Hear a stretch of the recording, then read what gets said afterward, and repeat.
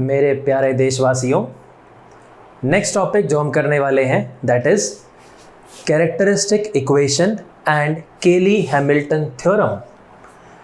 ये जो टॉपिक है ये क्लास 12th यानी सीबीएसई बोर्ड के सिलेबस में या फिर आईसीएसई बोर्ड के सिलेबस में या किसी भी स्टेट बोर्ड के सिलेबस में नहीं है। ये टॉपिक जेई मेंस के सिलेबस में भी नहीं है, ये सिर्फ और सिर्फ जेई एडवांस्ड के सिलेबस में है।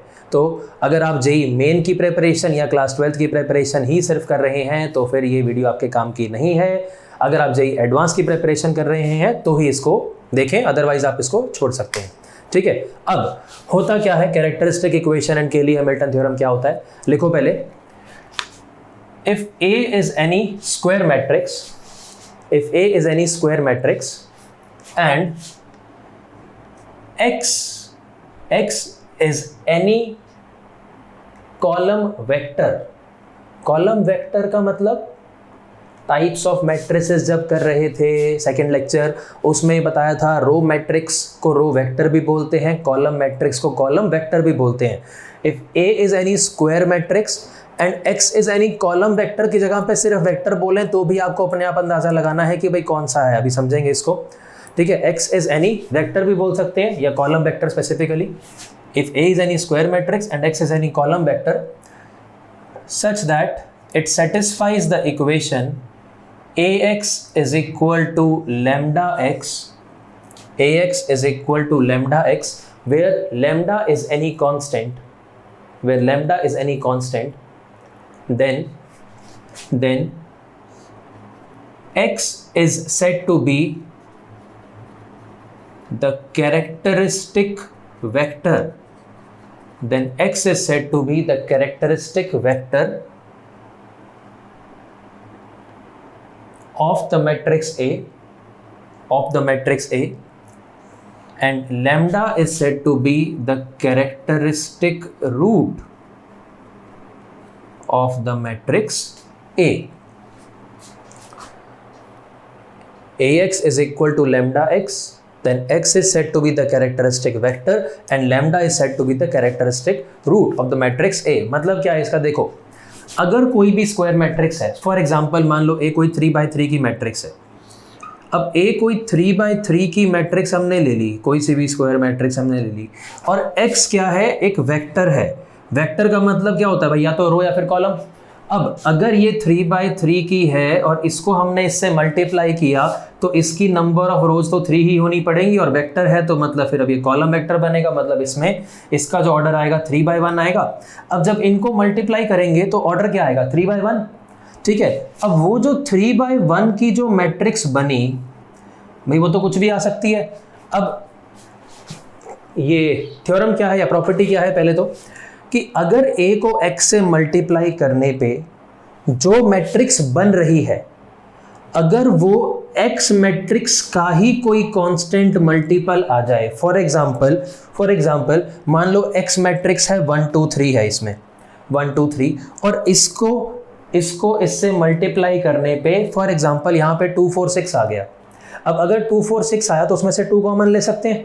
ठीक है, 2 कॉमन लिया तो वो 2 into x बन गया। तो मतलब अगर a कोई स्क्वायर मैट्रिक्स है और x कोई ऐसी कॉलम मैट्रिक्स या वेक्टर है जिसको कि इससे मल्टीप्लाई करने पे x का ही कोई कांस्टेंट मल्टीपल आ जाए, देन जो x है x को बोलते हैं characteristic vector of the matrix A, और लैम्डा को बोलते हैं characteristic root of the vector of the matrix A।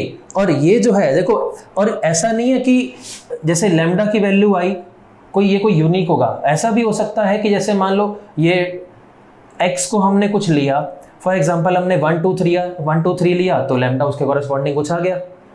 ठीक है, हमने यहाँ पे मान लो 5 6 7 लिया तो उसके कॉरेस्पॉन्डिंग लैम्डा कुछ और भी आ सकता है कि भाई उसका कुछ कांस्टेंट मल्टीपल बन जाए। ठीक है, तो मतलब ये है इस बात का कि अगर हमारे पास में कोई लैम्डा कोई भी कांस्टेंट है या फिर x कोई भी वेक्टर है, तो अगर x कोई वेक्टर है तो उसके कॉरेस्पॉन्डिंग लैम्डा की कोई स्पेसिफिक वैल्यू होगी। ठीक है, और अगर हमने लैम्डा को स्पेसिफिक लिया कि मान लो 2 ले लिया तो फिर x कोई स्पेसिफिक वेक्टर बनेगा, मतलब वाइस वर्सा। जैसे हमने x ले लिया 1 2 3 तो लैम्डा फिर कोई स्पेसिफिक वैल्यू आएगी, ऐसा नहीं कुछ भी ले ले, वो कोई स्पेसिफिक कांस्टेंट ही बन सकता है।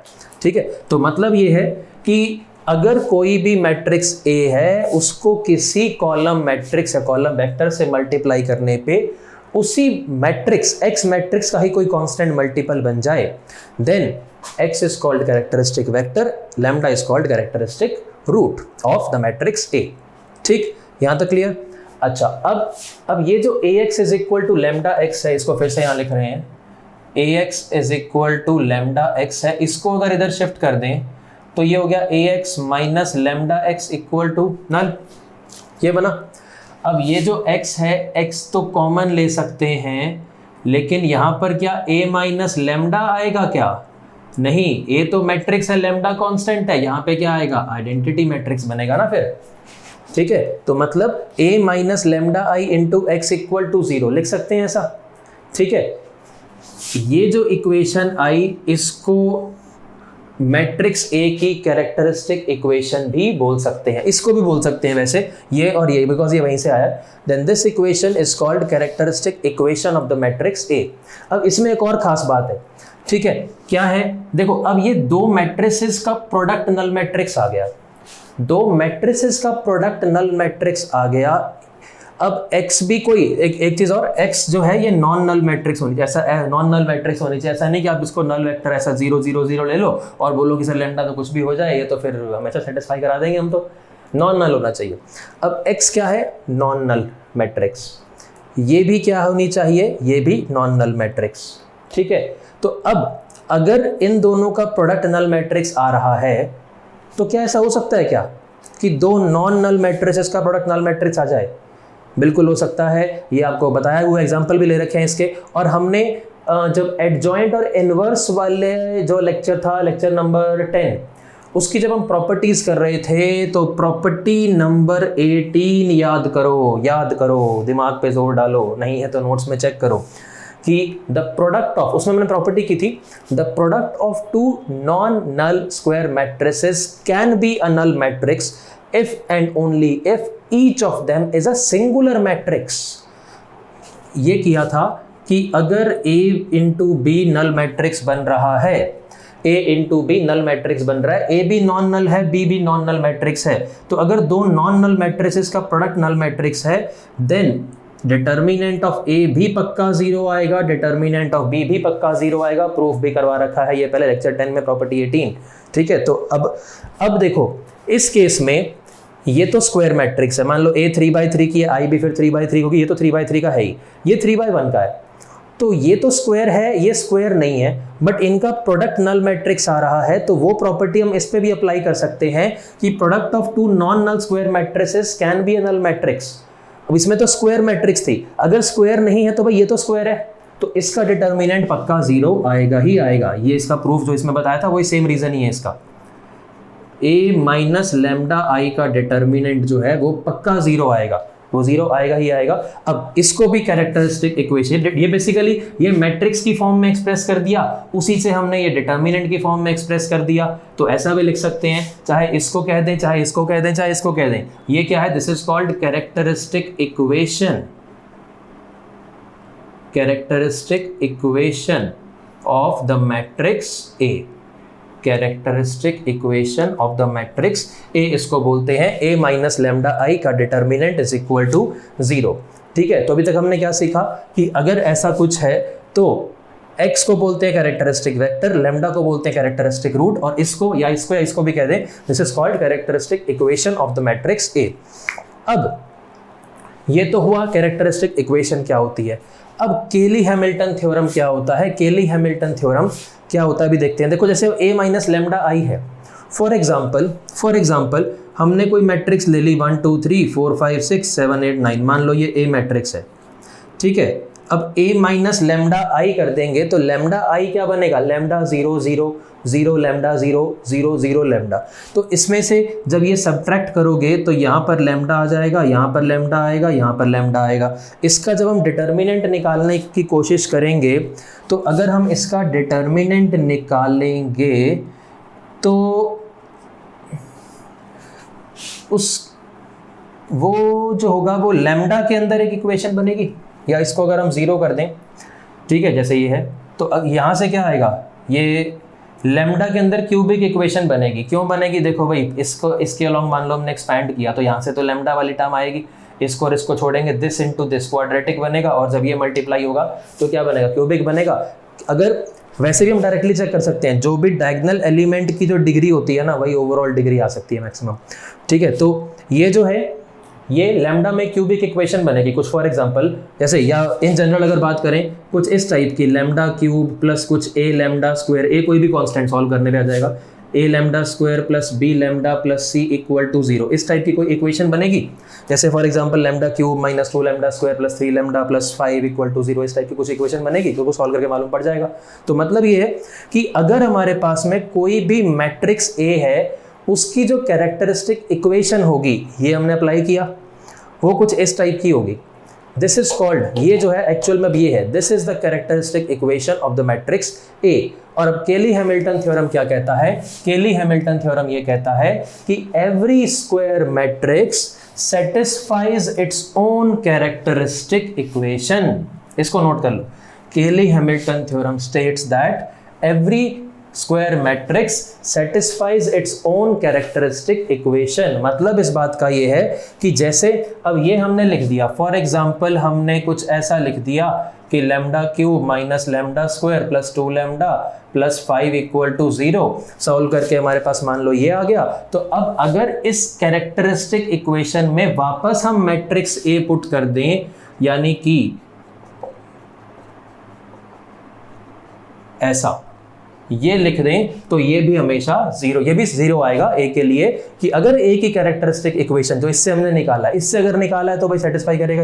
ए की अगर कैरेक्टरिस्टिक इक्वेशन ये है तो ए इसको सेटिस्फाई करेगा। एप्लीकेशन इसकी ये है कि अगर मान लो हमें किसी मैट्रिक्स की कैरेक्टरिस्टिक इक्वेशन दे रखी हो, चाहे ऐसे बोल दें चाहे ऐसे बोल दें, तो उससे हम उसका इन्वर्स निकाल सकते हैं। जैसे फॉर एग्जांपल हमें ऐसा दे रखा है, तो यहाँ से हम कह सकते हैं ए स्क्वायर माइनस 2a, और यहाँ से कितना आ जाएगा, ये माइनस 5i।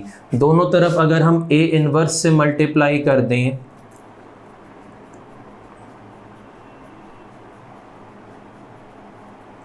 तो यहाँ तो a इनवर्स ही बचेगा। अब a इनवर्स इंटू a कर देंगे तो वो तो i बनेगा, तो यहाँ पे बचा a स्क्वायर, यहाँ पे भी एक तो i बन जाएगा, एक a बचा, यहाँ पे 2i minus 5 into a inverse.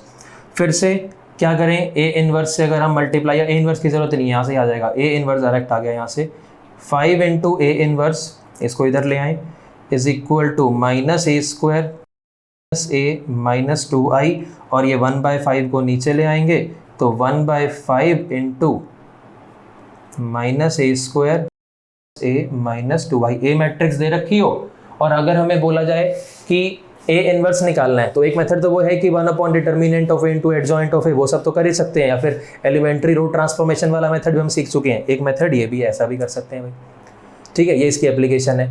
अब इसमें भी कुछ कुछ चीज़ें हैं जो हमें सीखनी है, जैसे चलो क्वेश्चन लिखो, क्वेश्चन से ही समझते हैं।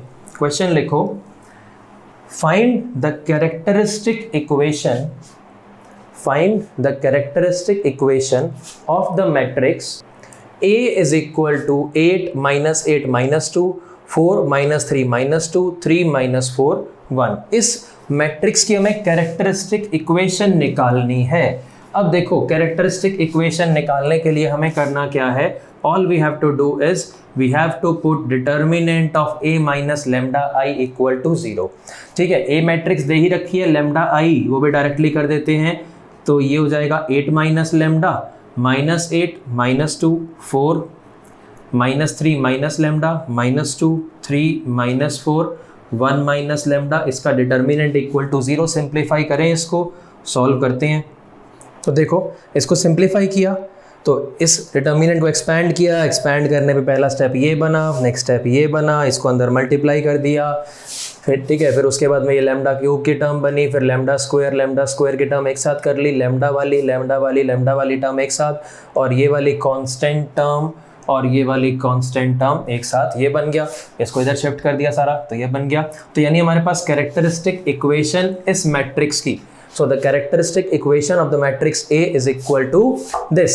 अब अगर मान लो इसी क्वेश्चन में ये भी बोल देते कि also find the characteristic roots of this equation. एक चीज और, जो कैरेक्टरिस्टिक रूट्स होते हैं यानी जो लैम्डा की जो वैल्यूज आती हैं, कैरेक्टरिस्टिक रूट्स को आइजन वैल्यूज भी बोलते हैं, आइजन वैल्यूज भी बोलते हैं। और जो वेक्टर x जो शुरू में बताया था कि ax is equal to lambda x, lambda को कैरेक्टरिस्टिक रूट या आइजन वैल्यू भी बोलते हैं, x को कैरेक्टरिस्टिक वेक्टर या आइजन वेक्टर भी बोलते हैं। आइजन इसलिए बिकॉज ये जो मैथमेटिशियन था जिसने ये कॉन्सेप्ट दिया था, आइजन उसके नाम के ऊपर है।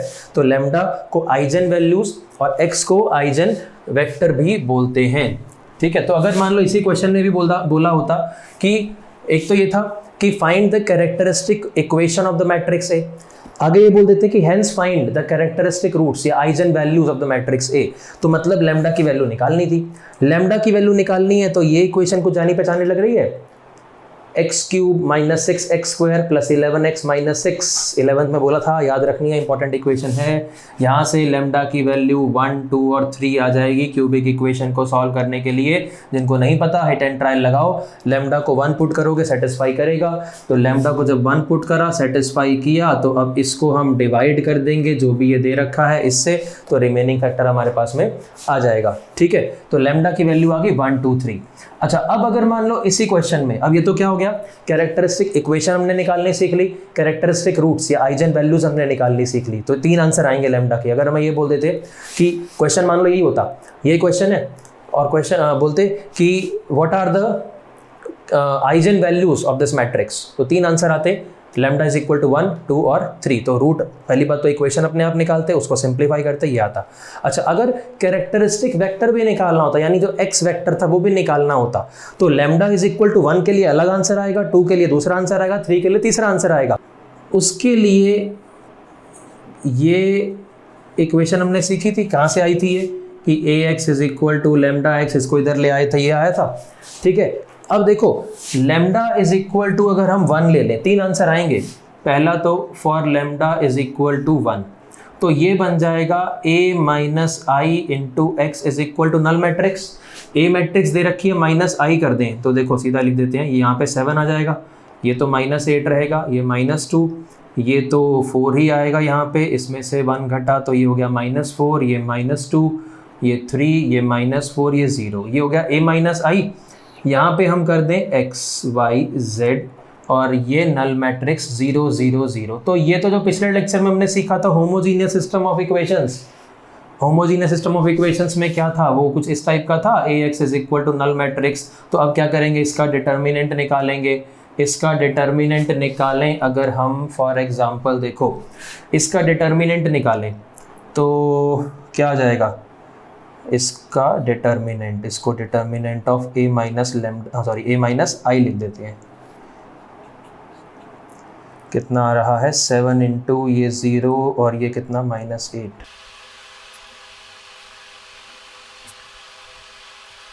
ये डिटर्मिनेंट 0 आ गया। तो होमोजीनियस सिस्टम ऑफ इक्वेशन में अगर डिटर्मिनेंट 0 आ जाए तो क्या होते हैं, इनफाइनाइट सॉल्यूशन। इनफाइनाइट सॉल्यूशन निकालते कैसे हैं, निकालने का तरीका क्या होता है, किसी भी एक वेरिएबल को हम k पुट करते हैं, बाकी दोनों उसके टर्म में निकालते हैं। तो अब देखो ये जो है एक्चुअल में अगर हम इसको रिप्रेजेंट करें, इस सब को, एक मिनट इसको हटा देते हैं यहाँ से, यहाँ लिख देते हैं। देखो इसको इक्वेशंस की फॉर्म में लिख सकते हैं, 7x minus 8y minus 2z equal to 0। ठीक है, ये z है, और ये 4x माइनस 4y और माइनस 2z इक्वल टू 0 और 3x माइनस 4y और ये तो z वाले टर्म तो इसमें है ही नहीं, तो ये 0। अब कोई भी 2 इक्वेशन ले लें और हमने फॉर एग्जांपल z को हमने k पुट कर दिया, z को अगर हम k पुट करें तो यहाँ से आ जाएगा 7x minus 8y is equal to 2k और इधर से आ जाएगा 4x माइनस 4y, ये भी इक्वल टू 2k। इस इक्वेशन को 2 से मल्टीप्लाई करके सब्ट्रैक्ट कर दें तो ये तो कैंसिल हो गया, यहाँ से आया -x, यहाँ से आया -2k, तो x आ गया 2k। x अगर 2k है तो ये इसको इसमें पुट करें, ये हो गया 14k माइनस 2k, कितना हो गया 12k। तो ये इधर चला गया, कितना हो गया ये 8y is equal to 12k, तो y आ जाएगा 3/2k और z तो k ही है। ठीक है, देखो ये जो हमारे पास एक्स वाई जेड आए हैं ना, अगर आप इसको थर्ड इक्वेशन में सेटिस्फाई करा के भी देखोगे तो सेटिस्फाई करेगा ही करेगा, बिकॉज होमोजीनियस तो हमेशा कंसिस्टेंट होता है। ये 2k पुट किया, इसमें कितना हो गया 6k, और ये 3/2 पुट किया, अगेन वही सेम आ जाएगा 6k, तो 0 सेटिस्फाई कर रहा है, तो एक्स वाई जेड ये आ गया। तो यानी कहने का मतलब क्या है कि हमारे पास जो एक्स वेक्टर आया अब वो क्या आया 2k, 3/2k, और ये कितना आया k कॉमन ले सकते हैं, k कॉमन ले ले तो यहाँ पे या 1k/2 ही ले लेते हैं ताकि फ्रैक्शन खत्म हो जाए। तो ये k/2 आ गया, यहाँ से हमारे पास में कितना हुआ, ये 4 हो गया, ये 3 हो गया, ये 2 हो गया। तो अब ये कांस्टेंट बन गया। इस केस में वो कांस्टेंट हमारा कितना है, लैम्डा इंटू एक्स, यही था ना, ax is equal to lambda x. अब ये जो लैम्डा है, लैम्डा की जगह पे हमारे पास में आ गया, लैम्डा तो कितना था 1, यानी k की वैल्यू यहाँ पे 2 हो गई वैसे एक्चुअल में, ठीक है, k/2 इज इक्वल टू 1, तो k की वैल्यू 2 है, ठीक है। बट काम की चीज़ क्या है, हम तो x निकाल रहे थे, तो x वेक्टर क्या आ गया 4 3 2, या इसका कोई भी मल्टीपल भी लिख सकते हो, जैसे मान लो आपने यहाँ पे 8 6 4 लिख दिया, ठीक है, या आपने इसका आधा लिख दिया कि 2 3/2 1, वो तो k में सारा कुछ है, यहाँ पे बार वाले में एडजस्ट रहेगा ना कांस्टेंट में। तो कहने का मतलब क्या है कि अगर हमें जो आइजन वेक्टर है यानी कैपिटल x है, जो x है ये निकालना हो, तो लैम्डा इज इक्वल टू 1 के लिए एक आंसर आ गया, ठीक है। इसमें भी खैर इसके मल्टीपल्स भी एक्सप्रेस कर सकते हैं। लैम्डा इज इक्वल टू 2 करेंगे, दूसरा आंसर आएगा, लैम्डा इज इक्वल टू 3 करेंगे, तीसरा आंसर आएगा। तो अगर हमें चाहे लैम्डा की वैल्यू निकालो, पहली चीज तो अगर हमें कैरेक्टरिस्टिक इक्वेशन निकालनी हो, सबसे सिंपल है कैरेक्टरिस्टिक इक्वेशन, सिंपल है a माइनस लैम्डा आई का डिटर्मिनेंट कर दो 0, इस टाइप की इक्वेशन आ जाएगी।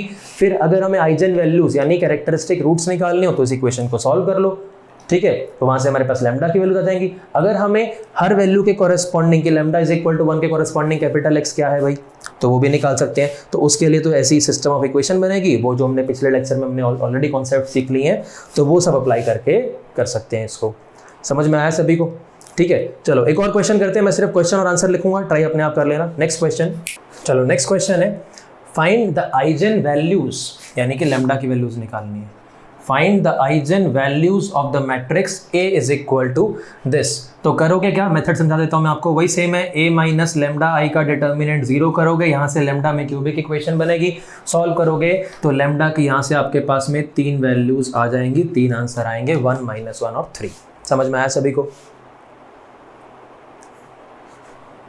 ठीक है। या क्वेश्चन अगर मान लो मोर देन 1 करेक्ट टाइप में नहीं, इंटीजर टाइप में बनाना हो तो फिर कैसे बनाएंगे कि find the sum of the eigen values of the matrix this.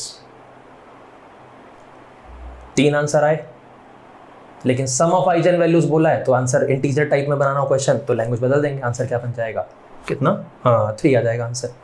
समझ में आया सभी को। चलो अब नेक्स्ट आते हैं प्रॉपर्टीज ऑफ आइजन वैल्यूज के ऊपर, या प्रॉपर्टीज ऑफ कैरेक्टरिस्टिक रूट्स के ऊपर, ठीक है।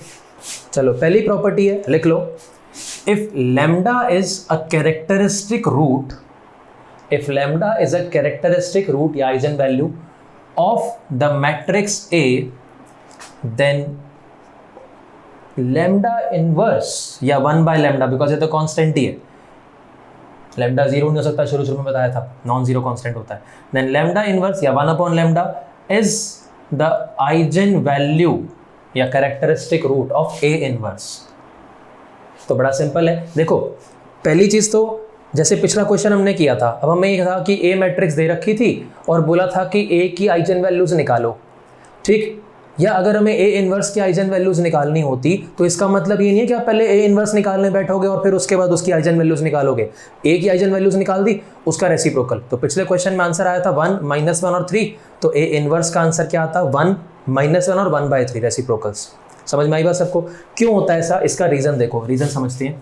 अब देखो अगर लैम्डा इसकी कैरेक्टरिस्टिक रूट है तो हम लिख सकते हैं ax is equal to lambda x, lambda लिख दिया, x इसका कैरेक्टरिस्टिक वेक्टर बन जाएगा इसका।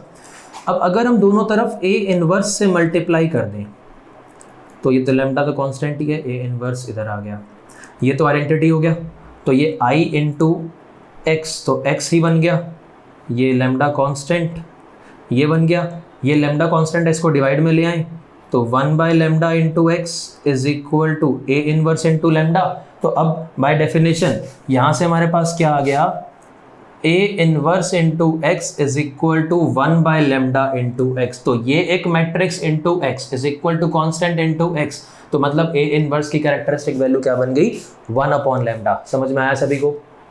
नेक्स्ट प्रॉपर्टी, चलो नेक्स्ट प्रॉपर्टी है कि if lambda is an eigen value of the matrix A, if lambda is an eigenvalue of the matrix A, then determinant of A upon lambda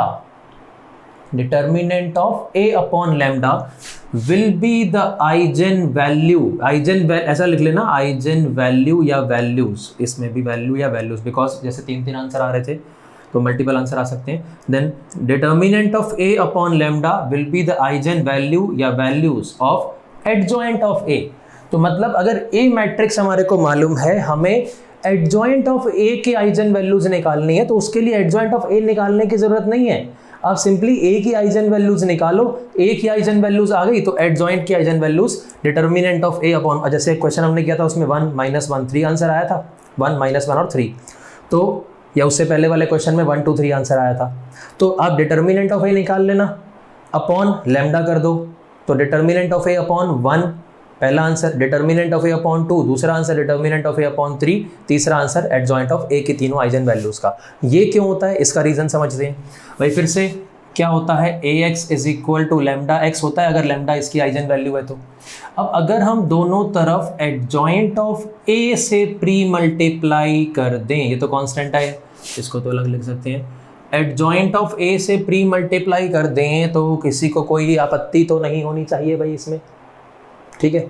तो अब हमने ये तो पढ़ रखा है कि a into adjoint of a is equal to adjoint of a into a is equal to क्या होता है, determinant of a into I n property होती है। तो adjoint of a into a को लिख सकते हैं determinant of a into I, जो भी इसका ऑर्डर है 3/3 की है तो 3/3, अदरवाइज जो भी है ये बन गया, इज इक्वल टू, ये तो कांस्टेंट है, adjoint of a into x. अब ये i इंटू एक्स तो क्या बन गया, x ही बन गया, तो ये हो गया determinant of a into x. ठीक, इसको हटा देते हैं यहाँ से, और यहाँ से आया lambda into adjoint of a into x. इस लेमडा को डिवाइड में ले आए तो ये हो गया determinant of a upon lambda into x is equal to adjoint of a into x. तो वही बात होगी ना, देखो ये adjoint of a into x क्या आ गया, determinant of a upon lambda into x. तो इसको अगर हम कंपेयर करें कि ax is equal to lambda X अगर होता है तो a मैट्रिक्स की आइजन वैल्यू होती है लेमडा। तो अब adjoint of a into X है is equal to some constant into x, तो मतलब एडजॉइंट ऑफ a की जो आइजन वैल्यू हो गई वो क्या आ गई, determinant of a upon lambda. Eigen value या वैल्यूज, इसकी 3 वैल्यूज आ रही थी जैसे हमने क्वेश्चन किया, तो एडजॉइंट ऑफ a की 3 वैल्यूज इस प्रकार निकाली जा सकती हैं। समझ में आया सभी को?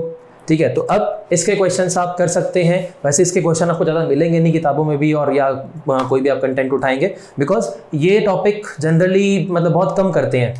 तो जो भी प्रीवियस ईयर वाले IIT वाले क्वेश्चंस हों उसमें अगर आपको इसका कोई क्वेश्चन मिलता है तो आप अटेम्प्ट कर लो, अदरवाइज इसके लिए ज़्यादा कुछ भाग दौड़ करने की ज़रूरत नहीं है इस टॉपिक के लिए। बस प्रीवियस ईयर्स वाले जो IIT वाले क्वेश्चंस, एडवांस्ड वाले क्वेश्चंस आप अटेम्प्ट कर रहे हैं, सफिशिएंट है। ठीक है, चलो अब मिलते हैं नेक्स्ट लेक्चर में, बाय बाय।